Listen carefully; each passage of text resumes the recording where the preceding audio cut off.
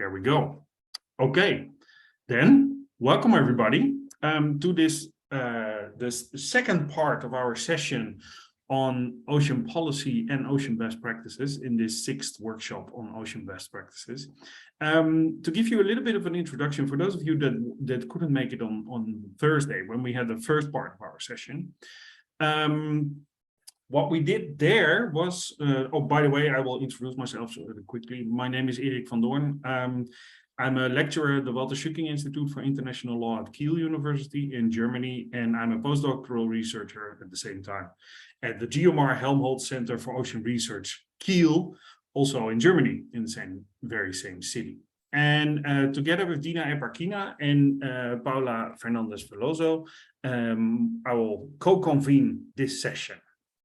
So, and then coming back to what I said earlier, we had our first part of our session on Thursday, because we decided that we had so much to say about ocean policy and ocean best practices that we divided into two parts. On Thursday, we mainly discussed issues with lawyers and policymakers. So the lawyers gave us a framework. Okay, what is actually the framework for ocean observing, which is the overarching theme of this ocean best practices workshop, and how do ocean best practices fit in there, and how can that actually be also improved? And then we spoke to policymakers as well, where we actually discussed how these things are working within Europe, and somebody from the Commission helped us out there, and what we have done in the EuroSea project so far. You see that nicely on the upper left in the background of Dina's screen. The EuroSea project is an Horizon Europe project which focuses on ocean observing, and many of the faces here that I see today are very familiar because they also participate in this project. So great to have you all here. I will try to moderate and guide you through the next 2 hours, and I will like to give you a short introduction of how we're going to do that. We have 4 talks planned, and the first talk is going to be slightly different, but I will give you an introduction to that in a minute. So first we start not with a talk, but with a conversation. I will have some questions, some very specific questions for Professor Hans Otto Pertner. It's an honor that you are here for us all.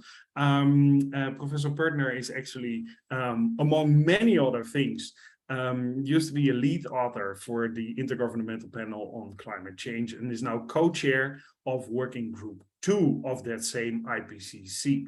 And that body is actually dealing with exactly the things that we are trying to cover here. So it's great that you could join us. Then we actually initially had planned some talk on sea level monitoring, but that could not happen last minute. So we are very happy that Enrique Alvarez will tell us actually something about ocean prediction and ocean practices, which is going to be the second talk. And the third talk is called by Inger Graves from Xylem in Norway, and Inger will talk about her interactions dealing in the aquaculture industry with the industry actually. And the last but definitely not the least talk of the day is by Alexander Tura from the University of Sao Paulo, who will share his experience in dealing in specific projects with standards and certification in his talk. So all these talks are about 15 minutes long, so that leaves us almost an hour. I mean, I always talk for a little bit longer than planned, so that leaves us almost an hour for discussion afterwards. And that is actually how we are gonna do it. If there are no urgent questions so far? No, everybody got it? Great, perfect. Then we'll start right away. So we will start actually with a conversation. We decided to do it slightly different. So we have 3 talks, but we start with a conversation with Professor Pertner. And Professor Pertner, the first question that I would like to ask you is a bit of a general one, maybe. The IPCC, as I understand it, is actually set up to be a body from scientists to advise policymakers and decision makers. right? So can you enlighten us a little bit on how you actually do that in practice? Because this is, I imagine, easier said than done. What is your experience here?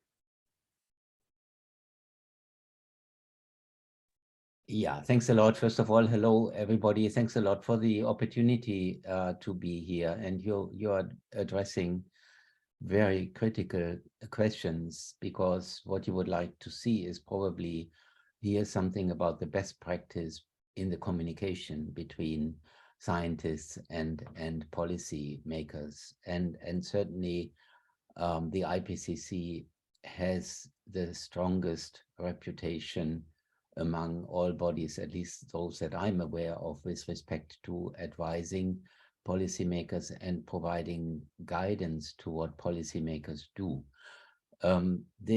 The experience I can report back, though, is that often the information flow is a one-way stream. So in terms of communication, I think there needs to be a lot of improvement. But let me tell you how we are doing things and how we are measuring our success, actually, because we are certainly currently living in a situation where we have and are building on a tradition of 30 years of IPCC work, providing assessment reports, and we are now in the sixth assessment cycle of the IPCC, which it has been the busiest ever.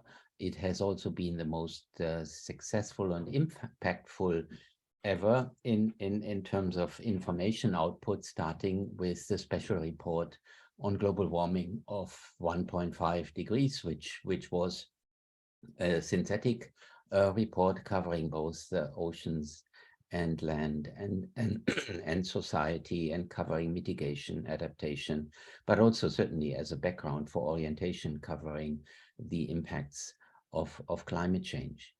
So what we are doing, each of those reports has a time span of about 2 to 3 years. So the special reports, the 1.5 report only had 2 years, so it was very rushed compared to the others, which have normally 3 years. We are working with a set of authors, about 120 authors for a special report, and 250 to 300 authors for a working group main report.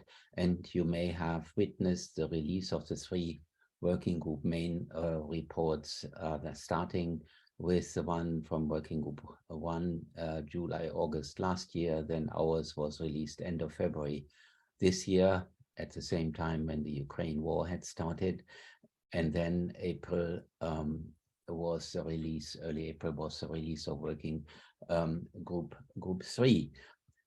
So we, for each of those reports, and they can be a special report 1,000 pages and a working group main report 3,000 pages, so tells you about the body of information that is integrated, is then distilled into a summary for policymakers. And the summary for policymakers is a co-production effort by scientists and policymakers, and the wording and the figures are discussed during at least a 1-week approval session. We had online approval sessions this time around due to COVID, and they were 2 weeks long for each of those working group reports. And the personal sessions, like for the 1.5 report, they take then the nights of the last days of the negotiations. And it's really an attempt between government delegations and scientists to reach consensus on the wording. And we as co-chairs have the task to mediate, to lead that process, and also make sure that the science isn't hurt by any political interests, which is important. But this kind of co-production process is a foundation for the building of confidence on both sides with respect to what is being said. So governments trust what is in the IPCC reports, and the scientists come out of a process of successfully making sure that this is a consensus product in terms of reporting back on what the scientific literature knows about climate change and all the different aspects that are important with it.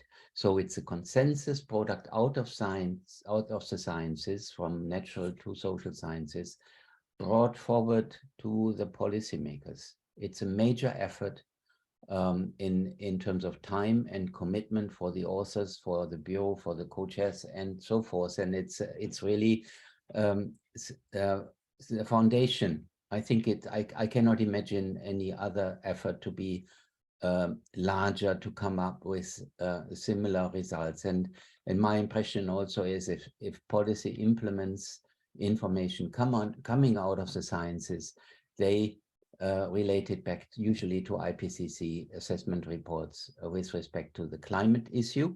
And certainly we have a sister organization now that is dealing with the biodiversity issue. And I had the honor of co-chairing the first ever official collaboration between IPBES and IPCC mid of last year, where we looked at climate and biodiversity issues together.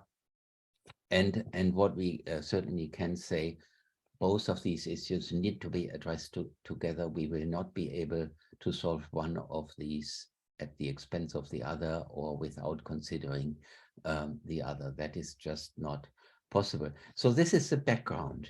And then, you know, where does the communication start? Yes, the summary for policymakers is a communication tool, but it's reading for the policymakers. We don't get any, except for the feedback we get during the negotiation process, we don't get any feedback on the summary for policymakers, except maybe during the so-called mandated events at the UNFCCC conferences, which are happening once in June in Bonn every year. This is kind of the intermediate, and then there are the COPs, and we are approaching COP27 in Sharm el-Sheikh, which will be about implementation, because what we are seeing is clearly, and that could be a measure of success, that we have a huge implementation gap on all sides. We have nice targets. I mean, the Paris Agreement, I can clearly say, was a big success out of the AR5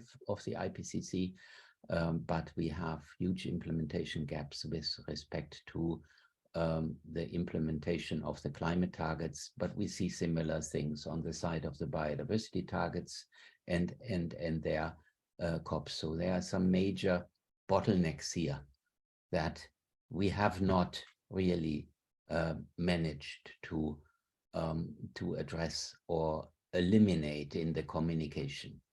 I think that is the current situation.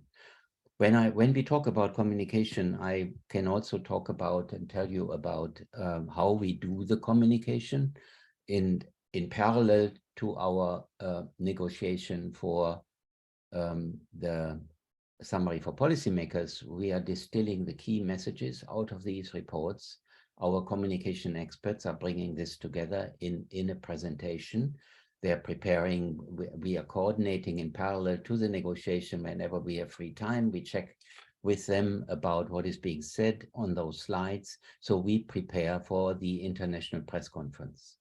This time around, we also had preparatory meetings before the negotiations started with all the major media offices on all continents, North America, South America, Asia, Africa, and Europe certainly, and the science media centers, which are kind of a relatively new instrument, are very helpful in terms of reaching as many media as possible. And the international press conferences recorded then also by the national TV stations, and usually they are part of the main news in the different countries on the different continents. And I can tell you, in terms of output and responses in the media, the three working group report releases have been overtaking virtually all of the other UN news during the last a little more than a year. So each of these events was a big bout in media outlet and release, and this was a communication to the public, which is also very important. But then communication to policymakers where do we measure success? And that is where I personally have a question, because if we, everybody talks about climate change. I mean, everybody knows about it. This is certainly also due to the efforts of the IPCC. But in terms of triggering action, the response, the appropriate response, I think the communication still needs to improve. We have included in our reports talking about adaptation and mitigation options. We call this a solution space. It's much more important in the current assessment cycle than during the past assessment cycles. So we are giving information to the practitioners and to everybody who needs to develop regulations. And we talk about the decision pathways and the governance issues and propose how to go about it. But this is, again, it's a one-way flow of information. Policymakers do not discuss where they stand. They do not discuss where they feel they have the issues. They do not take specific advice in that respect. That is not how the discussion occurs, at least not at the COPs, where there is also a very international atmosphere, certainly. And these issues that I've just mentioned are issues at the level of individual countries, where in some such communication and interaction may occur more than in others. So this is a somewhat lengthy answer to your first question, and giving you the arch of communication out of the IPCC and my personal feeling of where things are still insufficient. Yeah, thank you very much for that introduction. That really nicely sets the scene, indeed. And you also clearly said that policy is, or policymakers do take up outcomes of the IPCC, right? You seem to be optimistic about that, which is great to hear. And do you know, I mean, to prolong that successful story a little bit, could you point out what exactly made your interventions then the successful ones? What could you figure out? What were the aspects that made it actually be taken up by policymakers? Well, first of all, certainly the parallel efforts of IPCC and UNFCCC are important, and the discussions at COP.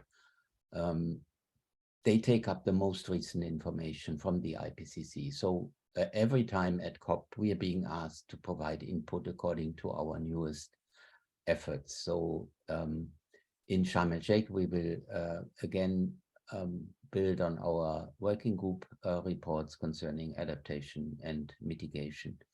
The biggest sign of success certainly was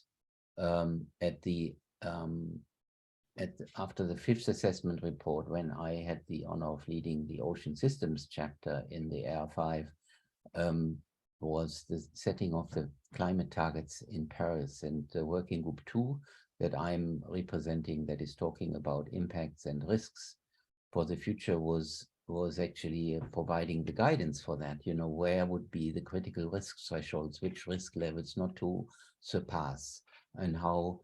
And so there was this effort to keep global warming below 2, and the ambitious side came then from the coalition of the willing, led by the small island development states, who would push for keeping warming below 1.5, the ambitious side of the Paris Agreement, which has been very strongly supported by all the output of the 6th assessment cycle, starting with the 1.5 report, where we have compared 1.5 and 2.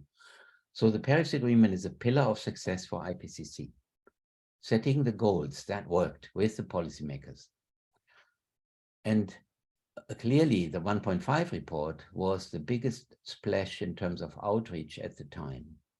So the 1.5 report, and it's running up to the COP, and I think it was the one in Katowice, which was in a way the trigger moment for Fridays for Futures, for the activists really taking up, for the young generation being mobilized in terms of understanding that this is about their future and that it's about the next generation and the opportunities for the next generation, that the current generation is kind of consuming the resources that the next generation would need, and they rightly so were upset about that, and they were increasing the pressure very largely. And I can tell from our discussions here in Germany that actually the lukewarm efforts of the government at that time to set up the national climate targets were then opened up again, and there was a renewed discussion and of these climate targets, and they were then set to a more ambitious level. And what also helped, and that is certainly a secondary, a tertiary measure of success, is that the legal system, the law, the legal discussions were initiated. Some of the activist organizations, certainly building on the scientific information, were taking the government to court.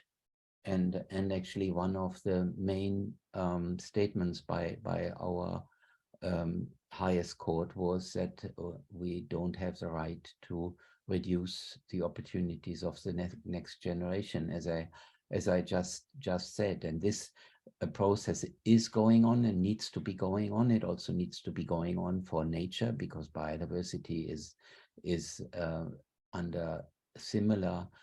under high pressure from climate change, and it's not only climate change but also the degradation of natural systems that is an issue.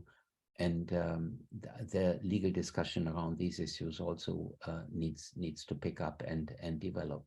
So this is a successful story, but there is never the policymakers alone taking things up and saying and taking a lead. You know, this is the scientific information, this is what we need to be doing. You know, society, please listen to this, and we need to make a major effort. But especially in the democratic countries, we have the issue that policymakers are over-expressing the short-term thinking about the next election, and making compromises. And I think this is one major mechanism of holding us back in our success, making short-term compromises that are neglecting or ignoring the long-term goal. And that part of this is probably strong influence of lobbyists that represent different economic interests. And some of these economic interests are also tied to short-term goals, tied to the use of fossil fuels. And that is a mechanism. These mechanisms need to be revisited. And we can talk about what kind of measures we would need to put in place to help policymakers not to make the false compromises along the way and delay climate action, because this will be detrimental for a livable future. Yeah, thanks very much again. And realizing that this is going to take slightly longer than 15 minutes, I allow myself as the moderator just to ask one last question because it's so interesting. You were talking about these compromises, and to what extent do you, and I don't know, to what extent you can give an honest answer, to what extent do you adjust your message, or do you target your message to certain things that are already on the agenda of the policymakers? Because I could imagine there's a risk that if you don't do that, they will just neglect what you do. But if you do that, it also makes your message very different, right? So that seems to be, at least at first sight, that seems to be a big dilemma for me, that to what extent you would be able to adjust your message or not. Yeah, that's a good point. First of all, our messages are supposed to be, and that is by definition so, and it's a good regulation, are supposed to be policy neutral. So IPCC and the integrity of the scientific efforts is protected. by this. So we cannot join, and I would also say we should not join the activist arena. At the same time, we are seeing that there is insufficient action. This is now part of our scientific assessment. It's a conclusion based on scientific information that there is insufficient action with respect to reaching the climate targets, and that this will harm our capacity to adapt. It will also harm the capacity of the natural world to adapt. It is problematic. So you see the implementation gap, and you as an individual, you are not only thinking as a scientist, but you're also thinking as a citizen. You have to bring these two sides together.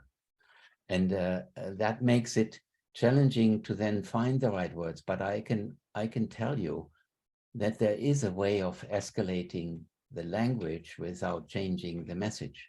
Because the message, and I've just learned this recently from policymakers, is, we as policymakers, we are all the time repeating the same message and saying the same thing, but the scientists always can come up with new insights. And that is how they try to trigger the process, right? They want new information from the IPCC, but at this point, we must say we know enough to act. I mean, there is very clear that we are running into troubles if we continue business as usual in many different sectors of society. So what this means for me, and is not only walking the fine line of staying on the side of neutrality as much as I can, sometimes I'm stepping over the fine line because you get impatient, because you want to see changes happening, and you are using stronger words. So for one of our key messages out of the Working Group 2 report was that there is only a short time window left for us to secure a livable future. This does not have any policy prescriptive message, but it gives you the framing of where we are.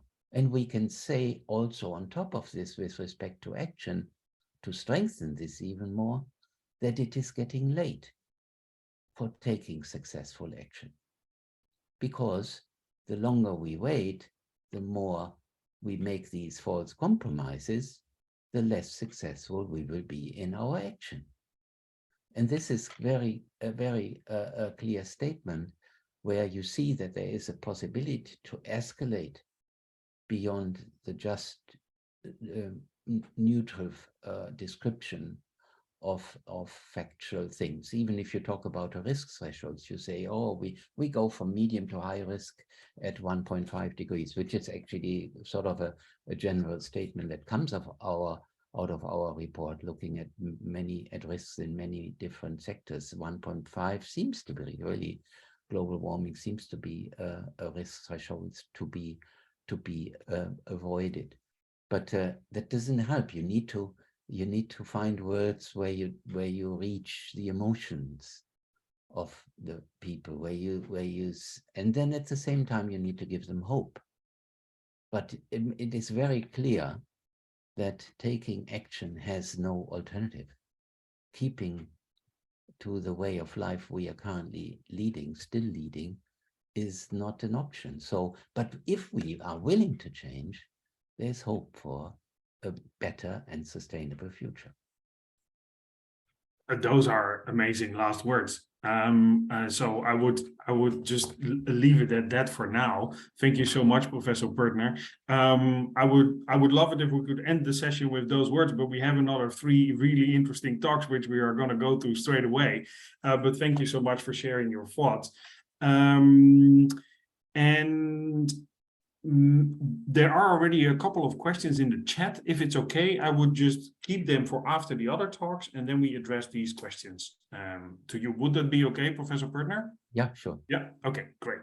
Then the next talk is by Enrique Alvarez. Did I see Enrique already? Yes, I'm here. Okay, perfect. Enrique, hello.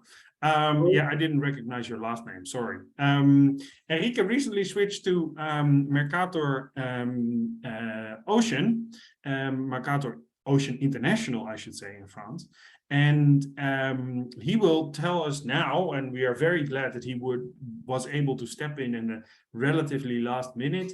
He will tell us about the EuroSea experience, the project I've already introduced, in co-developing oceanographic services towards the global best practices for ocean prediction.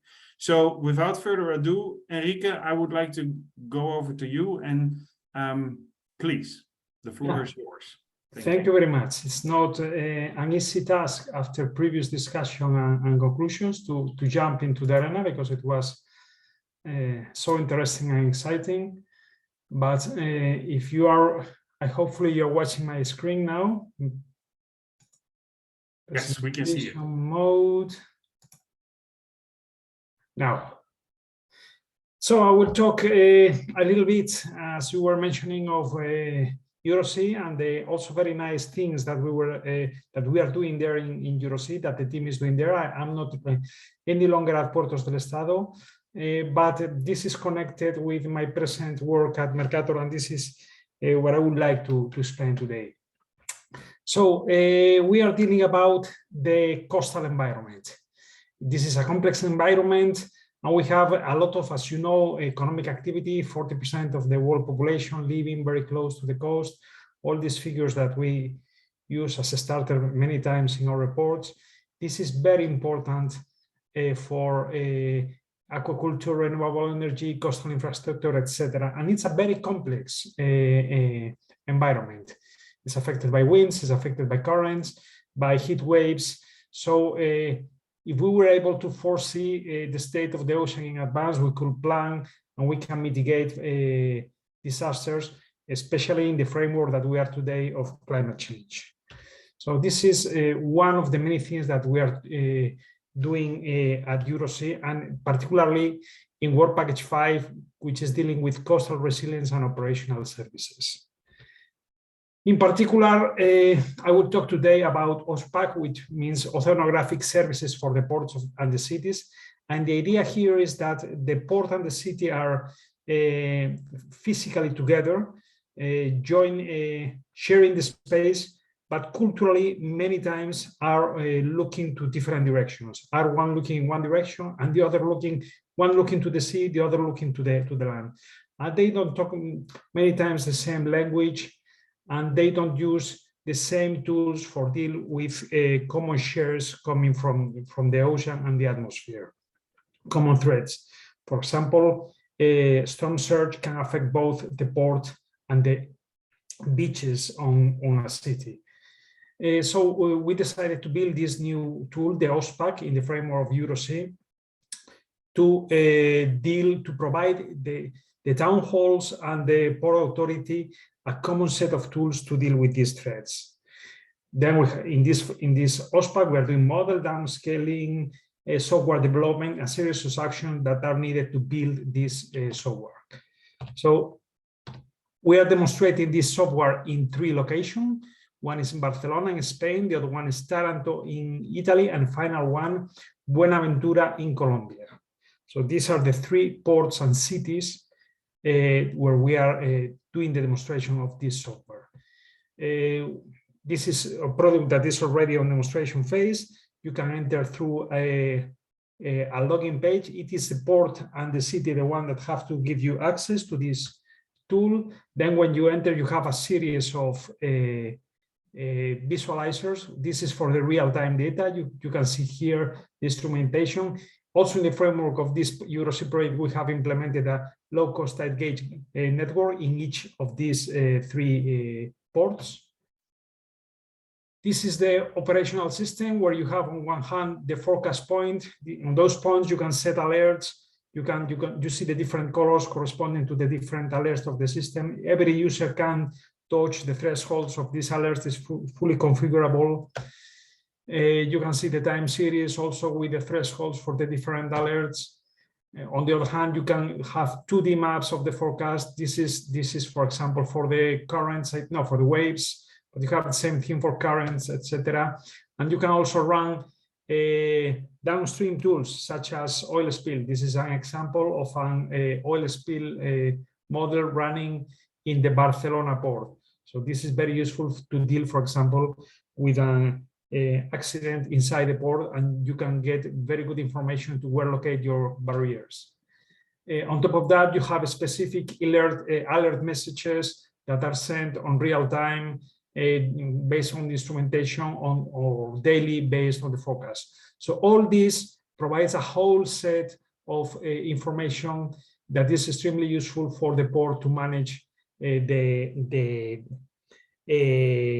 daily life. So there are many people in the port that the first thing and the city that the first thing that they have to do after taking a coffee in the morning is checking if they have an alert, or if the day is going to be fine or interrupted due to high waves or due to huge winds or any other problem. So we were able to develop this OSPAC software in the framework of EuroC. I think that it's been very successful in the terms that is creating a lot of expectation on the users. So in this sense, the communication with the port and with the users has been phenomenal, and we are happy on how the thing is being landing. But on the other hand, we learned several important things on the way while doing this. First of all, that developing was somehow an artisanal project. When you are doing downscaling, you don't have, and you go really to develop this, you don't have really the proper set of tools, standards, and best practice that helps you to do this in a robust and easy way. So basically, you have to start studying from scratch to develop this. And once that your system is now operational, which is the case now, we are not taking benefit from possible common tools that might exist and will exist for sure in the future, derived from digital twin of the ocean initiatives for data sharing, exploitation, and validation. So you finish this and your system is, okay, you are sharing the data, but somehow you are technically isolated because you don't have these common tools available. So the situation is not optimal, neither for potential customers, because this artisanal development means a high development cost, or for private company, because since it's a high cost, the market is limited and there are difficulties to develop. You need a lot of highly specialized people to do these artisanal things. So we hope in the framework of my new position at Mercator Ocean International, like Eric was saying, to work to ameliorate this situation. And this is where I link with the Ocean Prediction DCC, which is the center that I am starting to lead now from Mercator Ocean. Ocean Prediction DCC Voyages, what we want to do during this decade. So this is the ocean that we have now, very useful as OSPAC systems, but partially disconnected in the reasons I explained it on my previous slide. That means that it's difficult to develop. That means that we have poor presence of these systems in developing countries. What do we want to have? At the end of the decade, we want to have much more systems, more robust, more easy to develop, and better connected, able to deal in in developing countries with the risk associated to climate change, linking with the previous presentation. So how we are going to do that? Well, we are going to be led by the UN Ocean Decade. The developments are going to be done in the framework of the Decade's action and the digital twin of the ocean activities. Who is going to be with us? It's going to be our community, the one that we are starting to build, the Ocean Prediction DCC community. And we are not ourselves doing all the developments, but we are marking the course, saying what are the tools that we need to develop to do this change of status. So our vision is a predicted dose based on a shared and coordinated global effort in the framework of the UN Ocean Decade. And the way we want to do this is by galvanizing, coordinating efforts in the framework of the decade. So we aim together in this vision to develop this new scenario for ocean forecasting. We have two pillars for do that. First of all is the technical. In the technical, there are those gaps that I already explained. You are isolated when you start and you finish as an isolated system. The opportunity is the decade. The decade is mobilizing enthusiasm, it hopefully will mobilize resources. And also the digital twins are certainly going to mobilize both things, enthusiasm and resources, and this will give an opportunity to implement this change. And we are starting to work towards a solution. And this first step we are doing is to build an ocean forecasting co-design team that will be created by a world-class specialist that will decide this new architecture with the standards, tools, and best practices in close cooperation with other DCCs and other decade actions like Coast Predict, like Foresee. And the idea is that the results of all this process will inspire the decade program development targets. So the projects that will be developed in the framework of the decade will take this design and will be able to build the bricks of this design. The other pillar that we have is the community that is critical for going with us in these voyages. We're going to build on UNEP regional seas, on Goose regional alliances, a series of regional teams that will be our voice in the different areas of the globe. They will act as regional nodes of ocean prediction. They will go beyond the classical scientific composition. We want to have users, we want to have private companies, everybody on board to learn from each other. And the idea is that this will help us to identify gaps and ways forward, contribute to the community tools that we are in fact starting to build now, like a atlas of the ocean forecasting services already operational. This is one of the first tools that we are going to develop. We are going to use this community to implement our capacity building and ocean literacy activities.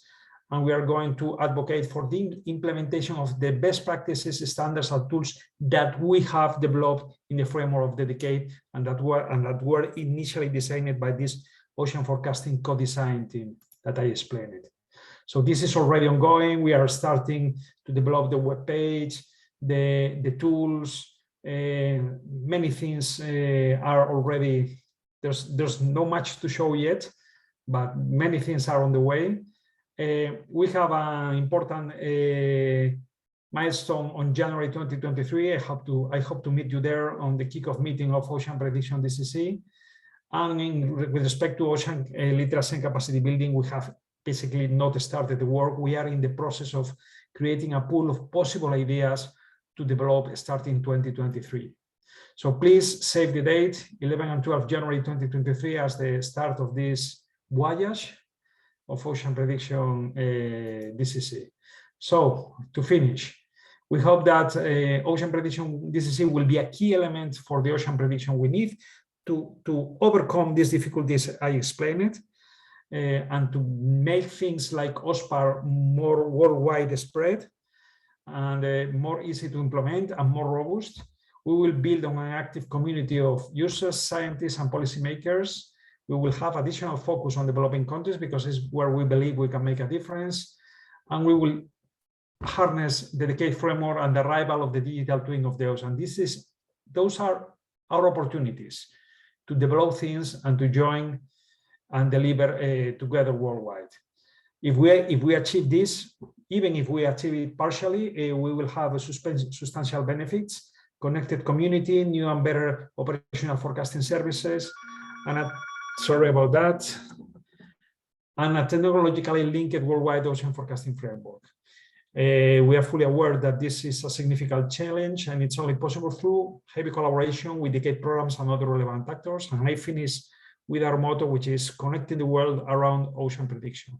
So thank you very much for the opportunity of linking a very, very important world of Eurosea and ocean prediction, at least for me. Also for us, Enrique, for sure. Thank you so much for sharing this talk with us. That is sounds all very promising. Then we go straight to the next talk. Inga Graves, from all the way from Norway, if I'm not mistaken. Yeah, you are correct. Okay, good. Yes. And Inga will actually, Inga works at the company, at the private company Xylem, and she will tell us about how her experience is with co-developing aquaculture monitoring tools with the industry, actually. So Inga, I'm looking forward to your talk. The floor is yours. Thank you. Let's see. Is there a floor anymore? Is there only a screen? Yeah, Let's true. see here. The screen is The yours. screen is That's a good mine. one. I Yeah. hope you see my full screen. I always have to start by gray. Thank you. So yes, thank you very much for inviting me to this part of the ocean observation workshop. I think it's very interesting topics all around. What I will talk about today is also related to EuroC, and it's about our experience in co-developing tools for the aquaculture industry. So first, a little bit about myself. My name is Inger Graves, and I work in a company called Ondra, which has now been purchased by Xylem, which is a company providing sensors and solutions to monitor the water. And we work in the ocean and coastal side of that, all the way from the surface all the way down to however far down you can get with our sensors, into the lowest trenches of 12,000 meters almost. And in this project here, we have been working in work package 6. Just a sort of, my first slide is actually a steal from my excellent colleagues in work package 6, which made a really nice overview of the ocean health demonstrator, which is in work package 6.4. And our part here is to deliver basically a system of 2 buoys that are deployed in Ireland and 1 in Spain. And we're working in sort of the practical implementation of getting those buoys in the water, getting the data to the users, the customers, and being able to provide them with products that actually help them in their everyday operations. And how to get there is really what I'll be talking about today. How does it make this useful for them? So in the project in work package 6, we will also look at connecting these observations with modeling, because one of the desires for this co-developer group is to be able to not just tell what's going on right now, to look at historical data, but also to look ahead and be able to prepare and decide on what sort of mitigating actions that can be taken to certain types of phenomenons that are coming their way. In this project, our co-developers are Movi, who are in Ireland, and Avramar, who are in Spain. And then we also have partners in the CSIC and Marine Institute, who are heavily involved in the data prediction side of this project. So just to give you an overview of sort of the hardware, what's producing data and what we're doing about that. In our facilities in Spain, there is now a nice buoy floating around, which has been deployed over the last couple of months. In Ireland, we have a buoy in close to, if you're a Star Wars fans, close to where Rey comes to meet Luke Skywalker's on the little island. One of those little islands is right there. So it's a nice place to visit. These 2 buoys are monitoring currents, ocean currents, from the surface and all the way down to the bottom. Both of these sites are about 40 meters depth. They're monitoring a number of water quality parameters, slightly different for the different sites, depending on what their needs are. But in primarily oxygen, pH, blue-green algae, chlorophyll, turbidity, connectivity. They wanted to know about how salt the water was and temperature. And also for the Spanish site, we included, although on the outside of EuroC, we included a wave sensor because we knew they had some issues that we'll get back to, that we wanted to be able to help provide some insight into. So when we started the project, really it was about identifying what the critical problems for these co-developers were. What did they have in their vicinity that they needed to understand more about? We came the furthest, or have so far come the furthest with Movi, but with Avramar, who we have only recently deployed and they were, I guess, came later into the project as an identified co-developer. They identified very early that, they had massive destructions with regards to currents and wave from a recent storm, and they really wanted to make sure that they understood the present and future states of these impacts on their farm. So in addition, they also, as it's very natural in fish farming, oxygen levels, temperature levels is an important parameter. And those are sort of what we primarily focused with them around. We're going to be developing further with them now that we have it in the water, but this is sort of the first go at the spec for the buoy. For MOVI and in Ireland, we've come much further.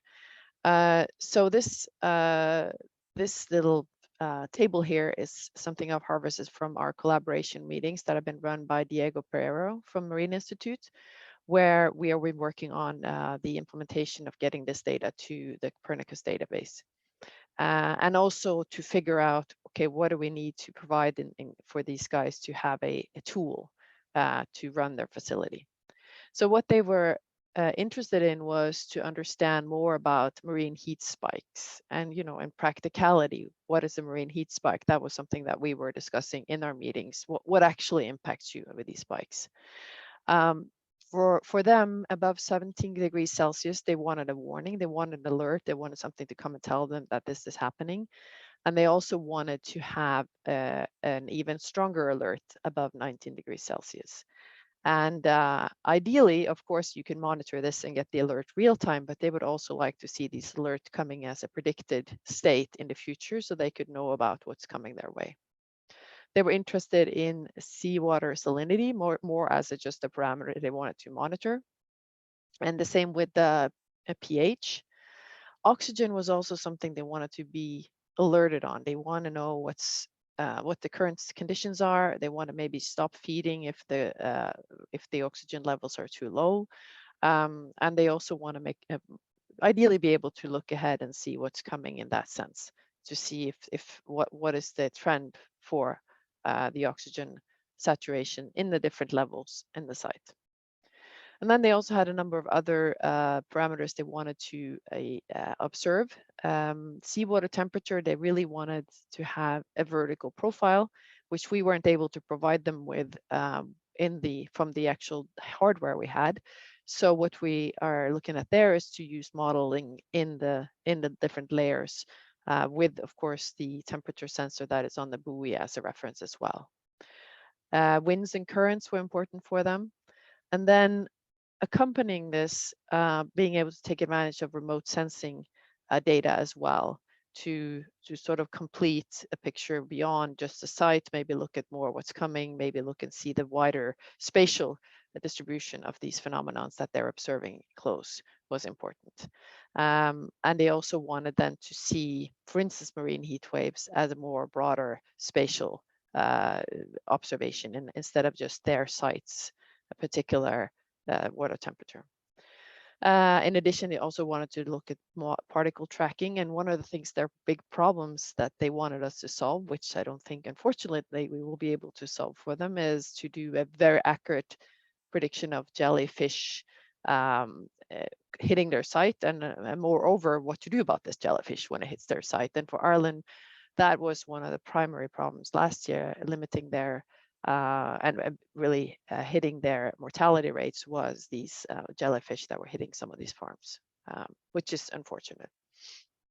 So we were in dialogue with the fish farmers to really understand what is their problem and try to figure out what we could do to give them a prediction of these phenomena that would hit their site that would make sense for them to understand. So the first step of this was really to deliver the real-time data, which is just basically just a plot of what's going on out there. What is your historical values in terms of temperature? What is your historical values in terms of winds and gusts and all of that? But not really providing much of a guidance of what is your limit? Are you reaching a limit? What is happening tomorrow? What's happening next couple of days? So this is more of just an observation tool that we typically provide to operational customers, where they just are able to go and check out on the conditions. Maybe if they operate with a remote monitoring situation where some of the monitoring happens locally, but some is also happening maybe in a remote control room like we see now happening in aquaculture. They do want to know what's going on site in a lot of detail. So this provides that as a first step. But what we really wanted to achieve moving on was really this second step, which is where we're now, which is to provide this data, loading it to Copernicus and making it available there, and then develop a data portal that they can use to really get this data for their site. And basically the design of this and what type of data and in what form this site provides the data are some of the things that the work package 6.1 is working on, and that we are helping them with in terms of the data side of it. So in this tool, you'll be able to basically the different stakeholders have decided to we'd like to see this. We don't really need this. We'd like to see this. We don't really need this. And the way it's used is really to just define maybe a setup, a time period, try to go down, drill down some data, make it possible to find maybe events that you're interested in, but also to define more of a dashboard that you could just go and check out once in a while, which provides the more operational side of the business with a tool that they can recognize from day to day and don't have to go look for the data. So I think, you know, different users in these industries have different needs in terms of the outcome of or what the tool should look and feel like. And we, of course, on our side have working on getting all of our data loaded and making sure that it's available in real time and quality assured. We already have a very self-describing data format that we're using for all the sensors from Xylem. What we do is then translate that into the instack parameter setup for the same parameter sets, and make sure that we make a net CDF that can be loaded. So this is a manual job the first time, just to make sure we map it, and then it's basically up and running. So here's one of the charts that we have developed with our co-developers, which is looking at the temperature from Danish Island, which is the Irish site. As you see here, there's sort of a yellow zone of the temperature at 17 degrees. They would like to get an alert for the first time that the temperature is rising. And at 19 degrees, there is a more serious alert. Then they're getting into an area where they really would like to pay close attention to their site. But in addition to that, of course, it's these heat spikes, which they're also looking where there are spikes that are coming rather quickly and for sometimes for a prolonged period of time. That may be also something they should look at. So there's sort of a different variations of the type of alerts they would have on these different types of phenomena. So I thought a little bit about, just to wrap it up, how we work with this involvement and in terms of stakeholder involvement in terms of more of the policy side of it, since that was the focus of this session. And I got to say, for me, we don't as an industry work directly with policy. But what I feel like we are is that we are the enablers. We are the ones that are giving the data to the scientists who can provide guidance and scientific understanding to policymakers, like was discussed earlier with Dr.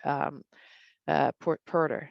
So if you look at these critical problems that are hitting different types of industries in the ocean, a lot of times from the industry side, we hear about the immediate problems. Those are easier to spot. Those are like really impacting you right here, right now. You're not getting the yield you want in agriculture.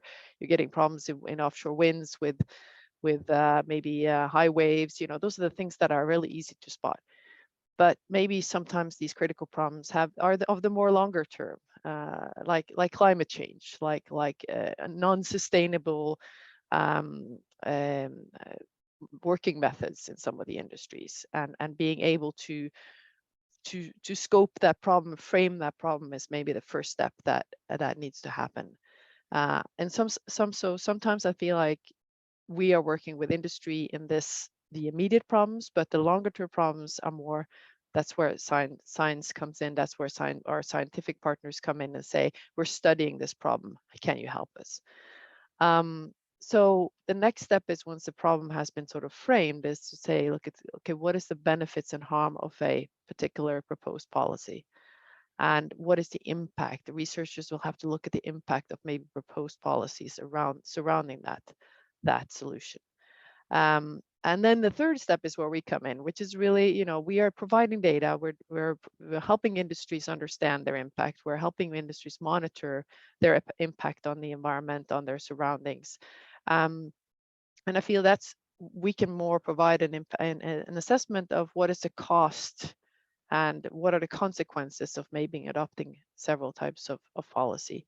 And a lot of times we can also guide in terms of how likely is it that this monitoring that you are maybe now been told to do, how likely is it that will give you errors that you may not be able to assess what you really would like to in very accurate, because there is a technology that is not mature enough. So this is sort of where we operate in this picture of policy and for the ocean industries. And an example of that is, for instance, in fish welfare. Fish welfare is sort of the common goal in aquaculture. I think from a industry point of view, the end goal, I guess, is profit. They would like to have profit, and they'd like to achieve that with high, with good fish welfare and with high feed conversion ratios.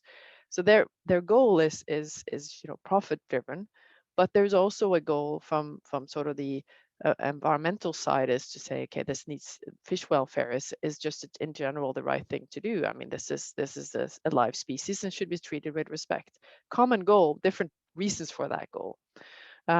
What we come in with is really we get asked really to guide maybe a science, how can one work with monitoring, and how can one work with the types of data you can produce in order to improve fish welfare. So we work with scientists who say, can we require that we observe and act on these parameters?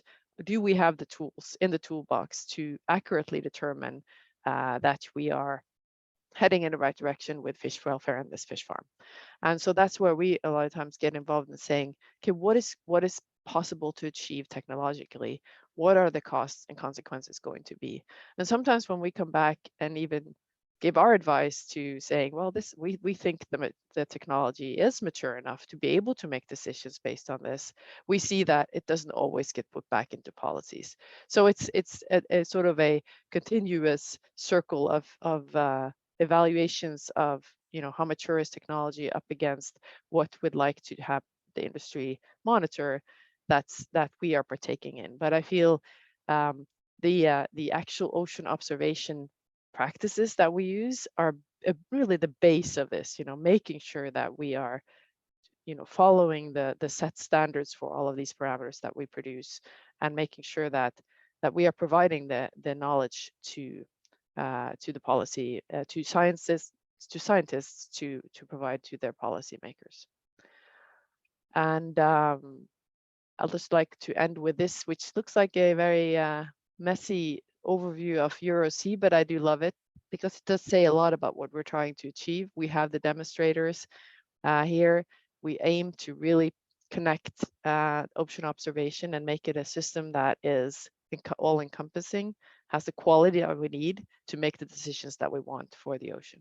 And that's where we're playing a role in our demonstrator packages. That's what I had. Thank you.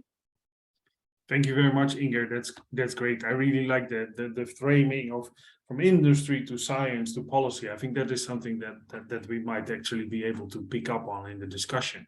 But before we go there, our last talk will be provided by Professor Alexander Tura, and if I'm not mistaken, he holds the UNESCO chair of ocean sustainability at the University of Sao Paulo. I don't dare to try my Portuguese pronunciation of these things, so I just took the liberty to translate that into English. And he will talk to us about his experience in the OCS program on zero pellets. Please, Professor Tura, thank you very much for joining us. And the screen is yours, as Inger told me. Thank you, Eric. Thank you, Dina, for putting us together in this amazing opportunity to discuss several aspects that relates to the link between science and decision making, considering governments, but also the companies. And it's an honor to be here and share with you some thoughts of this process. That's a global process, but that has also a Brazilian branch that is very interesting. So I would like to share my screen so that I can share these ideas with you. Let me try. Can you see my screen? So I will put in the presenter mode.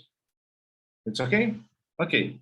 So the idea is to talk about a little bit the role of companies, of the private sector, and of the standards or certification. And then I have an experience with the OCS, which means Operation Clean Sweep approach, which is focused on the prevention of loss of pellets, which is the raw material of the plastics industry to the sea, to the environment and to the sea. And then I brought some definitions and narratives to you so that we can follow the rationale. So the context is based on the situation that we have loss of pellets to the environment, to rivers and to the sea. And pellets, as you can see here, represent the most of the plastic resin used as raw material. We have powder and we have flakes too, but pellets is the main way plastics are sold. And then the losses are being reported along the value chain of plastics from the production branch or production areas to the transportation and transformation companies with very specific situations where the loss can occur. And then, as a consequence, we can see this around the world in a bigger density or pellets around the sand of the beaches in smaller densities, but they are there.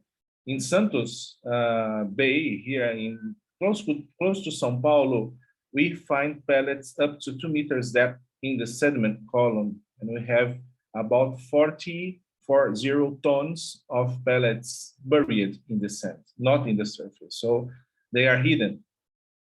And this large amounts of pellets brings us concern and push us to find ways to prevent it. So that this is one of the ways we can face marine litter. And this is extremely important because this is one of the aspects that is in the governance or on the governance of the private sector. So they have power, they have very good conditions to deal with this loss. So the Operation Clean Sweep was created in US and is conducted by the American Chemistry Council and the Plastics Industry Association, and is being put in place in several countries around the world, as you can see here. But there is still some lacks, some gaps to be fulfilled yet. And there are some characteristics that are very, very important so that it's different. The Operation of Clean Sweep is different from other stamps or other certificates. One of them is there's no cost to the companies. The costs are internalized by the plastic sector, by the association. So there is no cost, and this brings no limits to small companies, no limitations to small companies to apply. And so it's a very inclusive process. And the other aspect, which is very important, is that the certificate cannot be used commercially or to get financial or image advantage. So no company can stamp the OCS logotype intending to get to sell the resins more expensively or to have a better relationship with society. It's not allowed to do that from the beginning. So this brings us to a different level of negotiation, of dialogue with the stakeholders, okay, based on the role every company sees in the collectivity of companies that are being making a huge effort to change the way they relate to marine litter. Well, after that, after some years, this OCS was in place, we in Brazil started to create a movement based on the dialogue between companies and also with the support of the university as a facilitating agent in the process to create the Brazilian way to do OCS. And it was very, very interesting because we created an audited, transparent, and documented process that was not in place around the world. And now every company that is in the loop should share documents, should share evidences that makes us certify them based on documents. So there is no room for greenwashing, which was a very important criticism that was arising in relation to OCS around the world. Then we, based on this knowledge, this social knowledge, this social learning process, we built guidelines with best practices, considering our reality in Brazil, but also based on the international guidelines, but with some aspects that were very important to certify that we were doing an important and robust process in the country. And there was a governance aspect that was very interesting, which was based in this sectoral forum of plastics for a clean ocean. So some companies, associations, unions joined together to create this forum. And this forum is in charge of the OCS in Brazil, the Zero Pellet Program, and not necessarily one association or one company. So this brings a collective view to the process. But there are two licensing organizations in Brazil, Classe Vida and ABPLAS, which are running the process here, okay, which are representing these companies in this certification process. And another aspect is that combating loss of pellets is very simple and inexpensive in most of the time. So this is one example. This is a moment where the company collects pellets to analyze the quality. And in the beginning, they used this small plastic cup. And then when using this, there were spills of plastics around the company. And then they started to use a bucket. It's not expensive and it's very simple. And then it prevents from the beginning the loss of pellets. And this is based on the capacity building of the people that work in the companies, which is very important because everybody is engaged from every part of each company.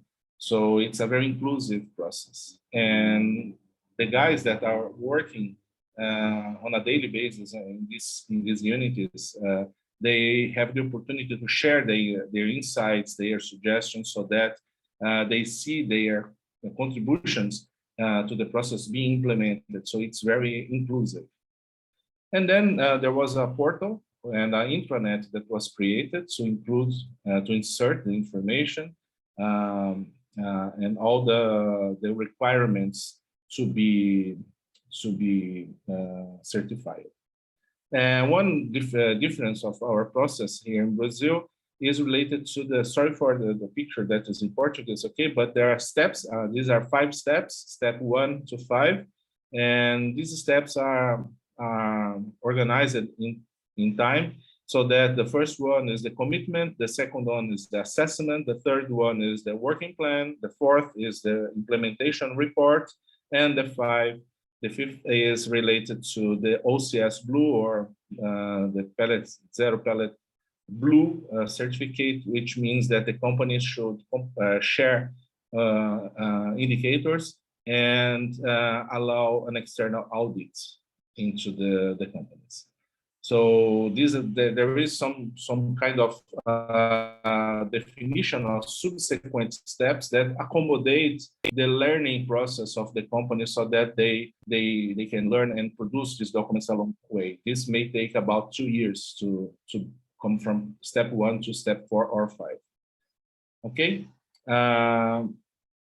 And the company should provide the documentation so that everything can be testified based on evidences. And this picture represents the process. Sorry again for the Portuguese picture. I do not have this in English. We have the company in the beginning making the commitment. So there is 1 star, as I showed in the last one. So it's the beginning of the process, and then it starts to analyze itself based on the assessment, on the working plan, and then on the report. And then this closes the loop of the green certificate. And then if the company wants to be blue, it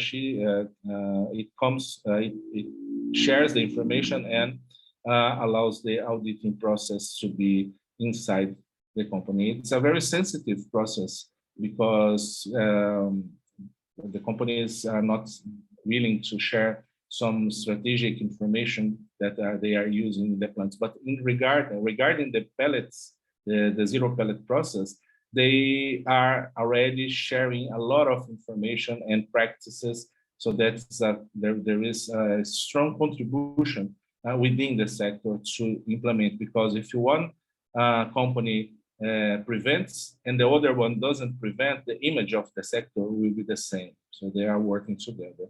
There are some achievements. We have now in Brazil 90 unities, most of them from the industrial sector and some of them in the transport sector, which is very important. So we are talking about trucks, about ships, about trains.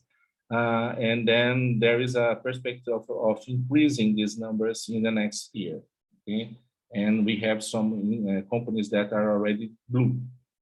And here to finish, there are some examples of practices. So they are painting these I don't know how to say it in English, but these areas where the rain flows.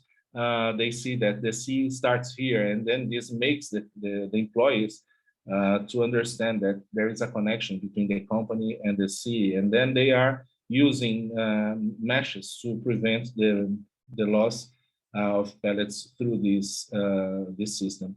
They are using some equipments, very basic ones, to collect the pellets because they sell them with a smaller price, but they sell them. So it also means preventing loss, economic loss. And this is one example from a company that implemented the zero pellets approach.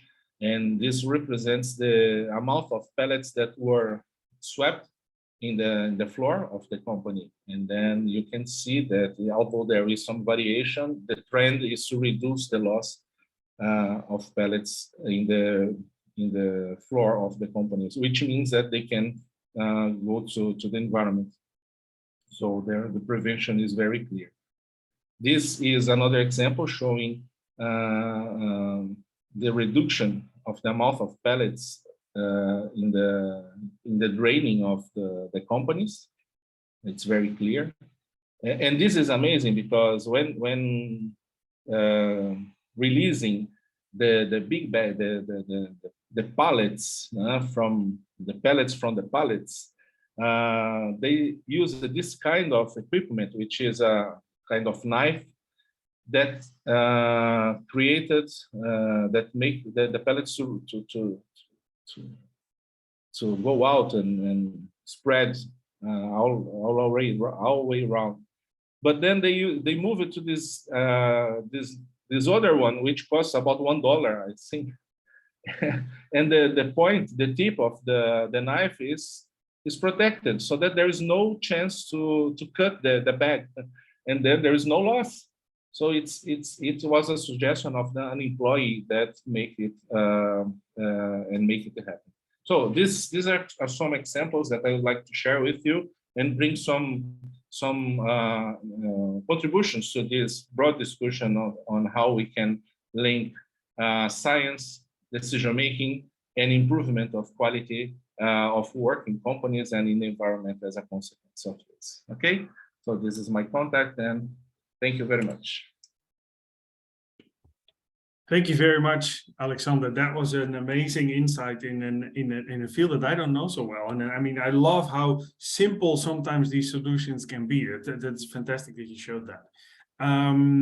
So I got comments already in the chat that they are all fantastic talks, and I could not agree more. What I also really appreciate is all of you kept within time. I'm the only one that went over time with my introduction. So what I did not ask you officially in the beginning, though, was if you all agree with the recording. But I understood that this was also already mentioned in the when you registered for the workshop. So if you have any problem with the recording, then please let me know. We recorded it now, but okay, that's good. Perfect. Then we will go to the second half, of a little less than half of our session, where we get questions. So please feel free to raise your hand or ask any questions in the chat. Definitely the speakers and my co-conveners are not excluded from asking questions to the other speakers. This gives some nice interactions in the first part of our session on Thursday as well. But to start off, we had a question from Jay Perlman in the chat, and that gives me also the opportunity actually to thank Jay, because he made us make this session, so to say. So Jay came with the first plans to have this session. So Jay, would you like to ask the question yourself? Yes, thank you very much, Eric. And it's to our first speaker, Professor Portner. I was interested that the communication between the IPCC and the policymakers was only one way. And I wasn't sure whether that environment was an in-person engagement, a remote engagement, and in fact, whether body language and other things that are never written, in fact, is a form of communication in this process. Oh, that's a good question. Yeah, thanks a lot for that. Body language will certainly be involved depending on the message that you are conveying, and saying that the communication is only one way may be also somewhat extreme. Probably the policymakers would say, yeah, you have the communication and the exchange between the government delegations and yourself during the approval process. What I was referring to is that then when the messages are out on this approved products, then the communication starts to be patchy, and it seems that it is then not really a consistent discussion process anymore. But it's, you know, us doing outreach on our results, and then the policymakers responding, usually not directly. Maybe in small group settings you may get something like a discussion, but usually, and that depends on the country as well. But usually there is no consistent exchange, so policymakers do not really report back on where they stand, where their issues are, and sometimes I feel they're a bit scared to be exposed to the experts because they may not have the kind of scientific knowledge that is underpinning the assessments, right? Yeah, that's true. Eric, may I suggest sometime we take a picture as we go on with the questions?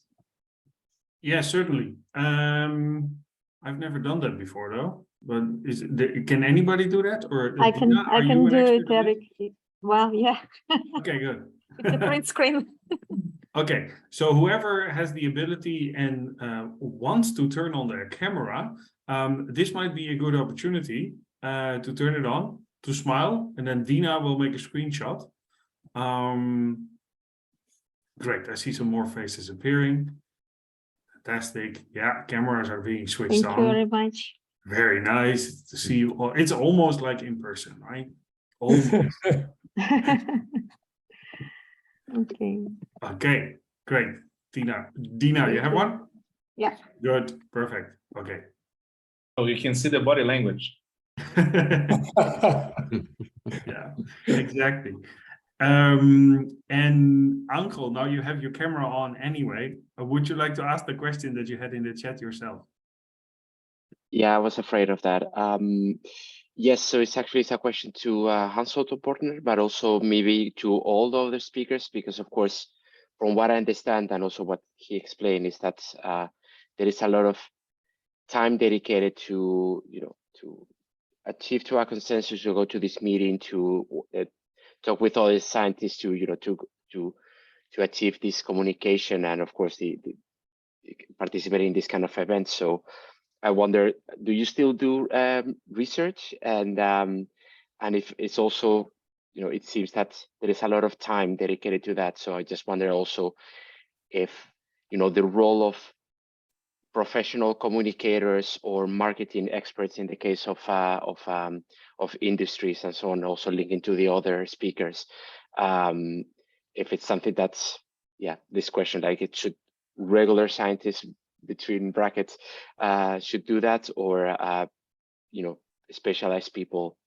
should do that, especially for the case for policymakers. Yeah, can I jump in immediately?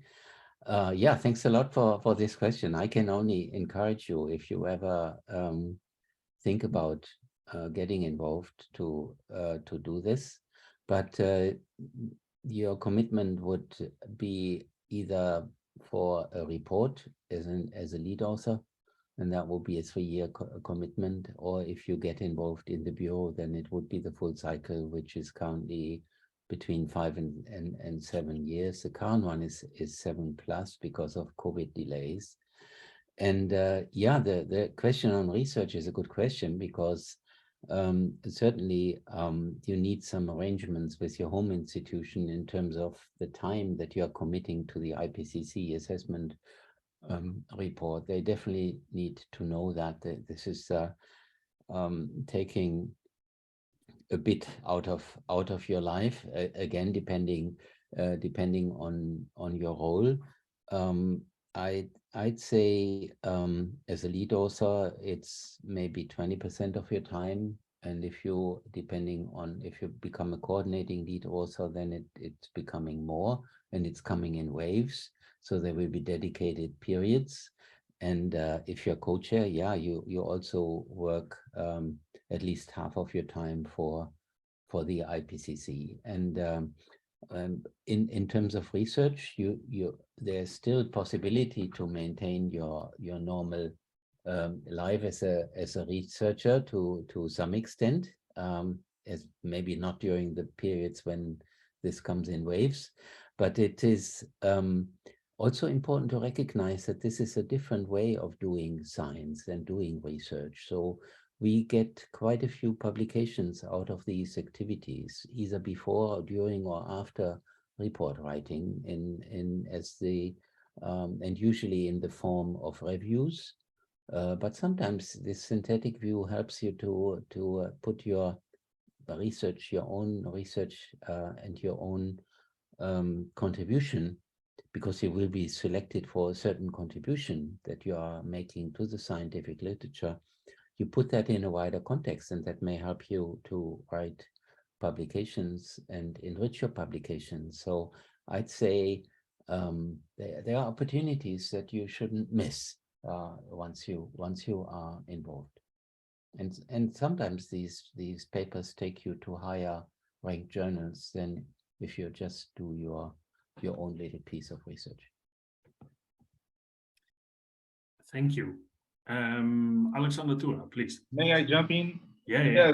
Just to comment about the other aspect of the question related to the communication and the need of involvement of other types of professionals together. So, but in this case, they need as well as decision makers. They need to be together with scientists from the beginning, because they will help us to translate or to communicate in a different way. But the core of the communication, it belongs to us. We know what can be said, what cannot be said, what's appropriate, what's not appropriate, what's greenwashing, what is fireworks in terms of communication. And although we need to be to reach the audience, we have some limits, some ethical limits that doesn't allow us to use some kinds of approaches or of techniques or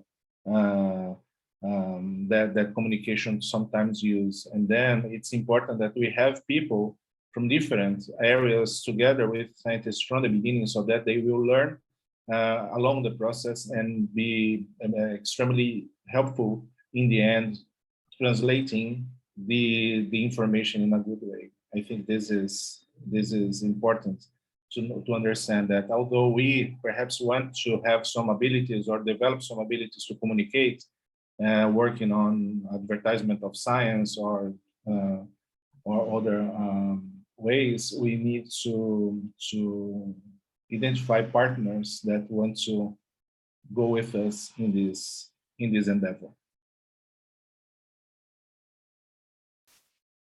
Thank you. Enrique, any thoughts on Angel's question?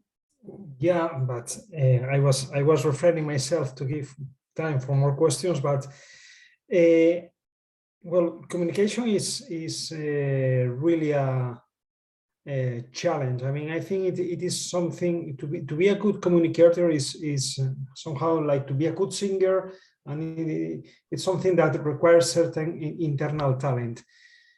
On top of that, it is absolutely true that we are in lack of the formation to do it. And this is something that maybe in the future universities should take more care when providing a technical degree, that communication is also part of the studies, because science is no longer the issue of one person working alone in the lab at all. And that links with the other question you made. Are we still able to make some science at starting a certain level? I believe we are, because even if we are not ourselves doing all the coding and doing all the things that we are, because we are coordinating these teams and we are launching these ideas that are, let's say, the modern way of doing physics. I mean, if you go to a paper on CERN, there's 1,000 guys signing the paper. And this is how it works today. So, yeah, I think we should be able to communicate better, and we should have be teach. We should have the tools to do it. Inger, any answer to Angel's question? I think, yeah, I think that, you know, I'm from a slightly different background, but I think in any field there is this pull to you know, work close to your topic and to spend your time communicating or reaching a broader audience with your messages. And I think that that's, you know, also in my field, it's about, you know, how much do I want to spend time working with technology, working with making sure that our new products can do what we want them to do, and how much do I want to spend time with outreach. And it's always a balance, you know, and I feel like if you work both in science as a scientist and as a technology provider, if you work only in your favorite and in your close vicinity and get very detailed, and you don't spend time, as you know, making sure that you are connecting with the right people beyond your business or your community, I think you're doing yourself a disjustice. On the other hand, also, I think it's communication is a skill. So not all of us have the skill of being able to translate one's detailed work to something that others can understand. And sometimes you may need to have people in the room that can actually make connections between experts to make sure that the communication links are not broken. So.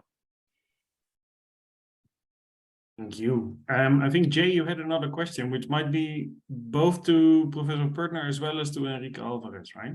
Yeah, may I extend that to all of the speakers? Okay, sure. As this is a session in best practices, I'm really curious for each of you. How do you have best practices? How do you define best practices? What best practices do you have in your work? Shall we do it on the order of the talks? Then if I may, Professor Pertner, do you have any answer to that question? Yeah, certainly best practices in the IPCC science policy process are defined by the process itself, the stepwise process of finding the best experts for the reports that also goes through governments, the process of writing the report where co-chairs and technical support units and authors work together, keeping to the regulations of the IPCC, identifying the best evidence and the level of evidence and confidence in any finding, trying to represent how the matter is discussed in the literature. So it's a complex, multi-step view of best practices, and then the discussion with the government delegations also needs to follow the certain rules and strengthen the back of the scientific information and opposing any excessive political interest and influence. And yeah, and then in the communication, the best practice is really walking the fine line with clear messaging to the policy makers about what can be done, making it very clear in a way what should be done without saying that explicitly, but making conditional statements in terms of if we want to keep to 1.5, we need to do this, and so forth. These are what I would say the core elements in a clean information process from science to policy. And I think we could very well debate what is the best practice side on the side of policymakers. That would be a challenging issue in itself. Thank you. Oh yeah, we forgot to ask that question on Thursday. Maybe I will get back to them to ask them the most difficult question. I'm well aware that all of you already addressed this as well a little bit in your talk, but Enrique, can you expand a little bit on Jay's question? Yeah, I think that here again I will focus on the process of on all the process from the start till the moment you are exploiting your operational system, your forecasting system. When you receive the idea that you want to build this, and to the moment you have several steps in the process, and this process, these steps have to be done in a proper way with a proper methodology. And for me, this is the best practices that I'm having on my mind. I can give examples. For example, how to deal with bathymetry during the setup of the model, because the model of your nested model has to be compatible with the bathymetry of the deep water model that you are nesting it. Then you have best practices on how you are going also to communicate your results, what kind of interface you are going to develop and why it should follow certain rules. So I will say that every step from the very beginning to the final exploitation should have the best practices. For me, the surprising thing is that we have reached this level of maturity in ocean forecasting, and we don't have this properly ruled somewhere.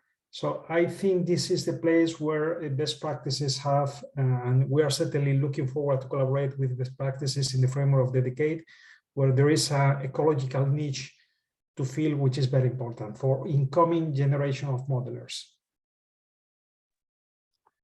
Thank you, Enrique. Alexander and then Inger. Yeah, just sorry, Inger, would you like to come first? You presented before. True, sorry. Yeah, Inger. Well, I think a lot of this, a lot of ocean best practices does for the ocean observation side applies to us, obviously, on the technology side. And it's about, how do you observe a phenomenon? It's about sampling. It's about how do you calibrate? How do you tag the data? I mean, we are very aware of what is required for us to be a good data provider with our sensors and our systems. So I think that has been the groundwork that's been done. And we have also been providing our inputs to ocean best practices as we, up through the years. We are a company that's been around for over 50 years. So it is important to be able to understand the different requirements. And also I do feel like it would be good, that was commented here, if there was some sort of certifications that we could say that, look, we've certified to this standard. We are a certified provider of data using the ocean best practices. So I think that would be an even a better way for us to also be promoting the fact that we are serious about being able to provide the accuracy and consistency that is needed in order to make it a decision-making tool. Yes, I think best practices is a never-ending, ever-evolving process. It may reach some stabilization, but depending on the stakeholders that are involved, there are some new aspects that need to be incorporated. And this applies to very specific things like sampling methods for marine litter at the beach, or to analyze microplastics in mussels.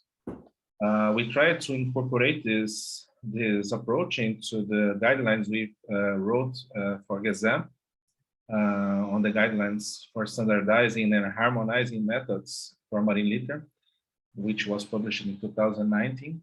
And there we used two words: standardization and harmonization, when we are not able to standardize things. And this is an important understanding that sometimes there are some limits.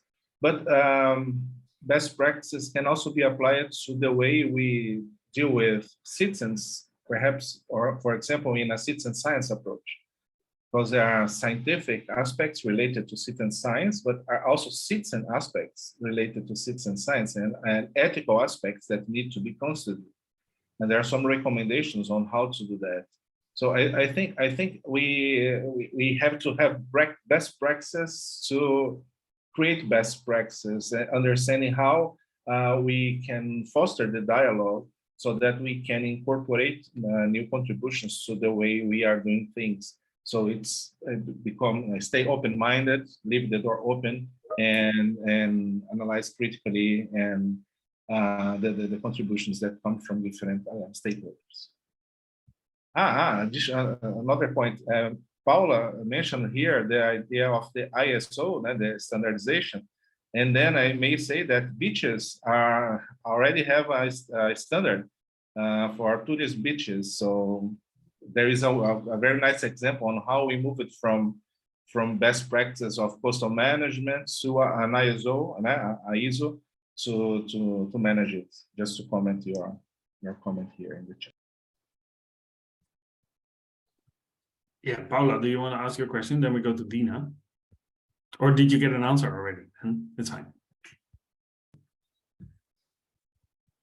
Yeah, it's just a curiosity, because when we talk about, for me, my background is also a mix not only scientific, but also management, business management. So for me, it's very important to address what is being doing on scientists with science to address correctly with politicians and make it how can you say, like you make it work for everyone. But how can you, like Alexander was just answering a bit my question, how can you treat all these different scenarios and different type of researches in the same standardization? It's very difficult. So that's my question, like how can we address it in a way that we can make it simple to make a policy into that?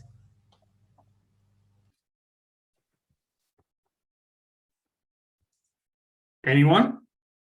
I'm aware that this is not an easy question, but you know what? I'm going to buy you some time and let Dina ask a question as well. And then we can come back to the certification issue. Thank you, Eric. In EuroC project, we are writing a report on lessons learned from science policy interface. And I'm interested if the speakers can just give one example of unsuccessful experience in science policy interface, something where you hit the wall or there was a serious bottleneck, and maybe one successful one for that matter. Thank you. I can start with the unsuccessful one if you want. We tried in certain occasion to communicate to a politician on the importance on tsunami warning on south of Spain. So we explained a little bit of the history on tsunamis on the area. We talk about the Cádiz tsunami that you all know very well, and how disastrous was this tsunami.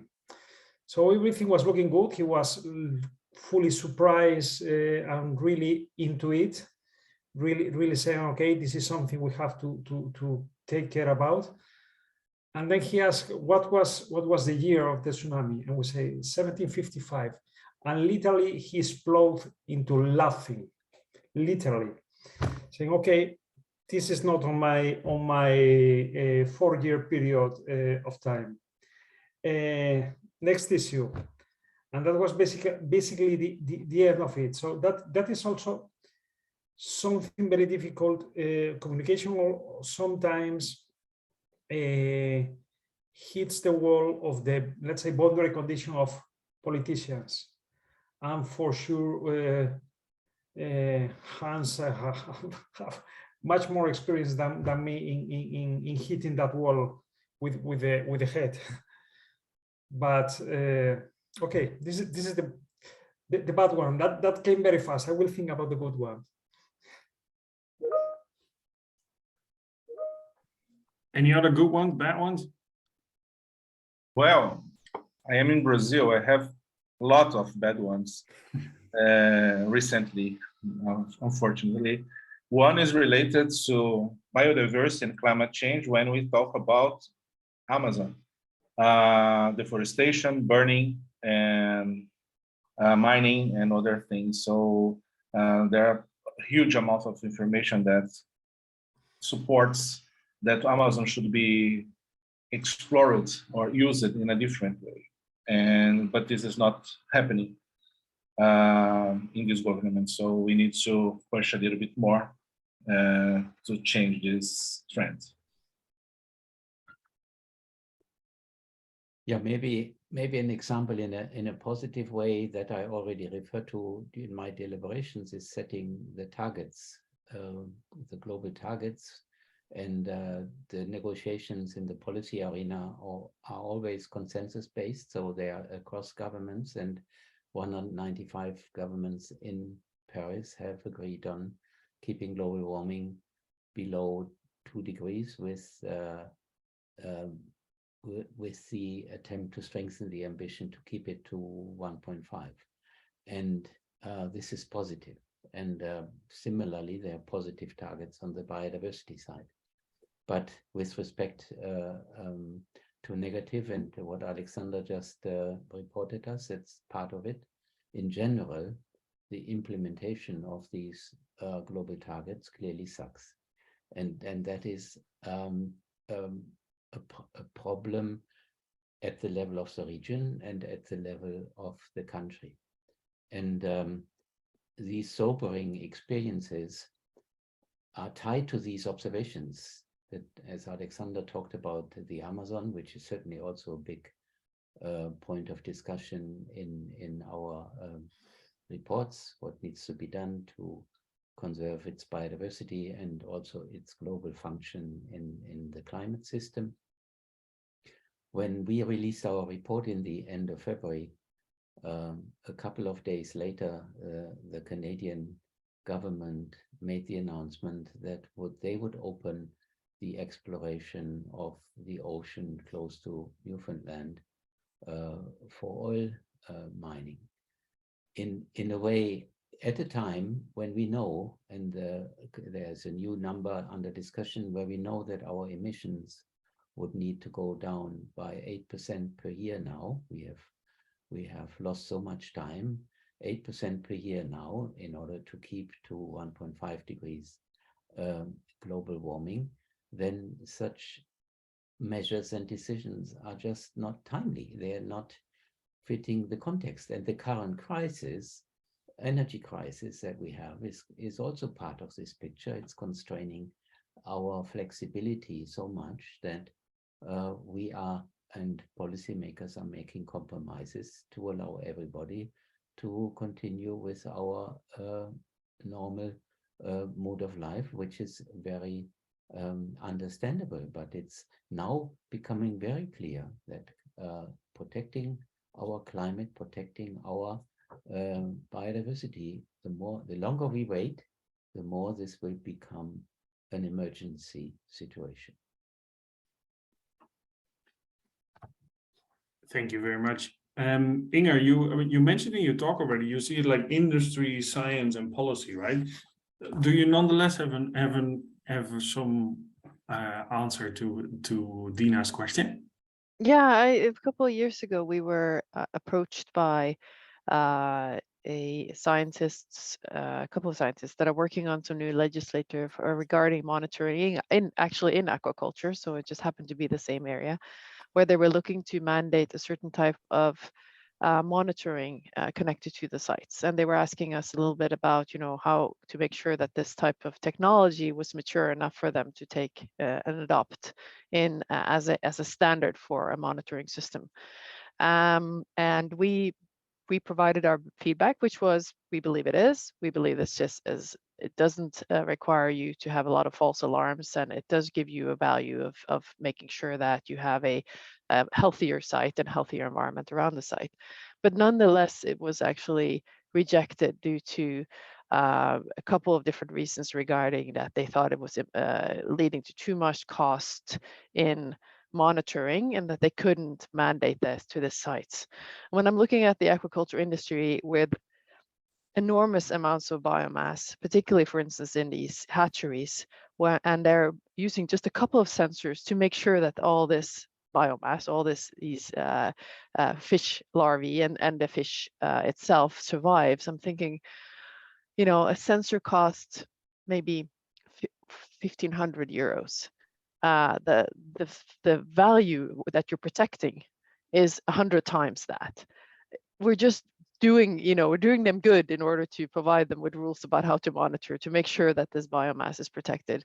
So sometimes I feel like it's really not the cost that maybe has been identified as the result of a new policy isn't held up against what the cost is of failure for that industry.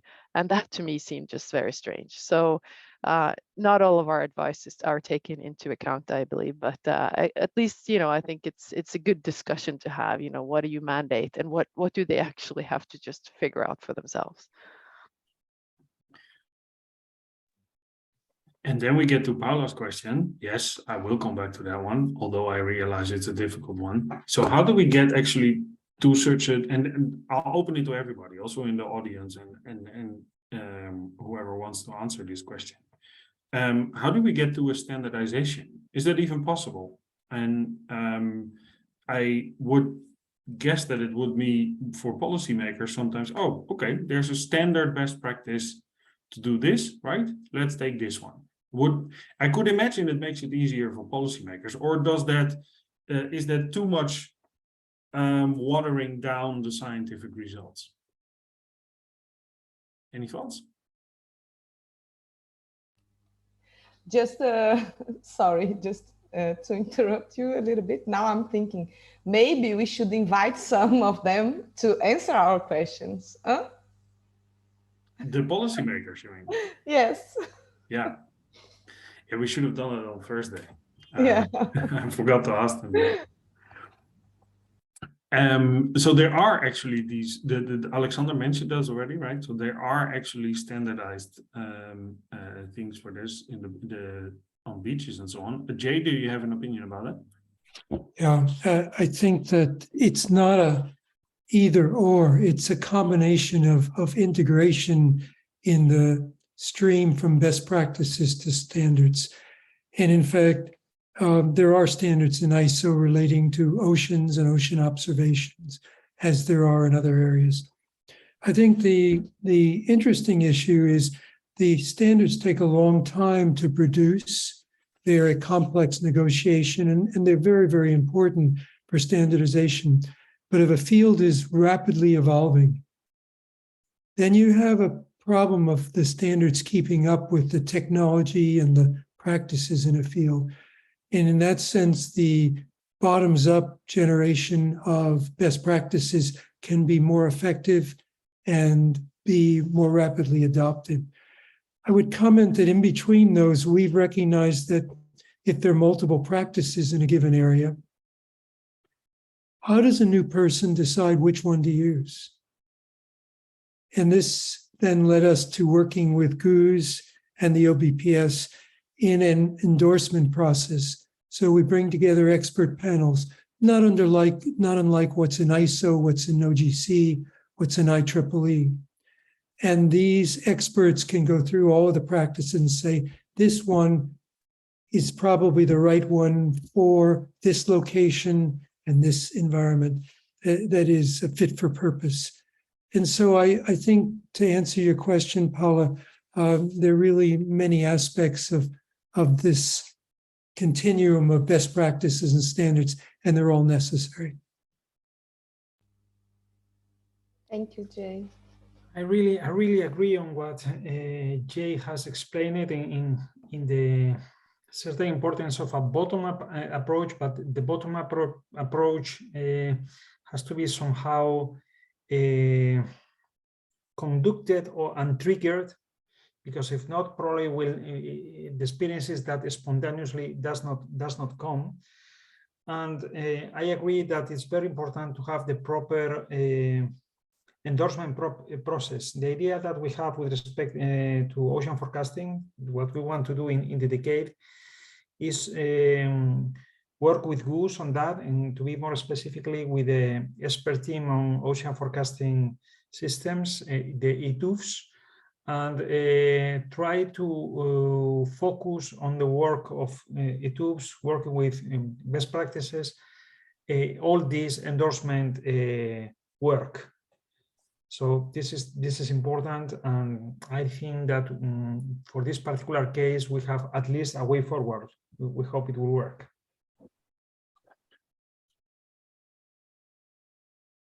Oh, wait a second. Thank you. That actually brings me, I think we are at our last question. Dina is nodding, Paula is nodding too. That is great, because in my time zone, it's exactly the top of the hour.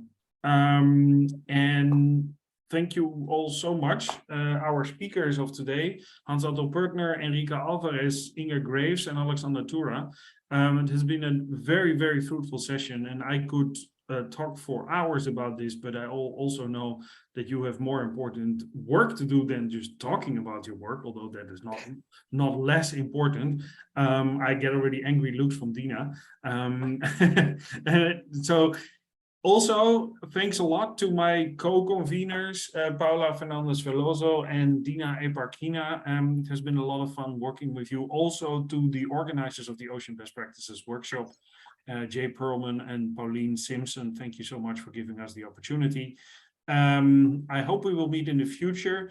I hope we can also report back to you, both to the organizers of the Ocean Best Practices Workshop, as well as where the recordings will go and what comes out of this workshop to a practical extent, so to say. I see that both Jay and Pauline opened their mic. Any important comments, please?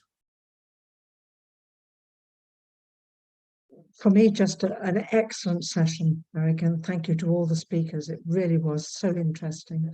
So it was a great session. Thank you all. Thank you very much. We will get back to you with what we are going to do with the outcomes of these workshops. Thanks again. Enjoy the rest of your day. Also, thanks to everybody that was there both on Thursday and today. I see some familiar faces. I certainly forgot people, but that's enough. Thanks for today, I guess. Hope to meet you soon. Yeah, and thank you, Eric, for wonderful moderation. You're welcome. Thanks, everyone. Have a good Thank you very much. morning, day.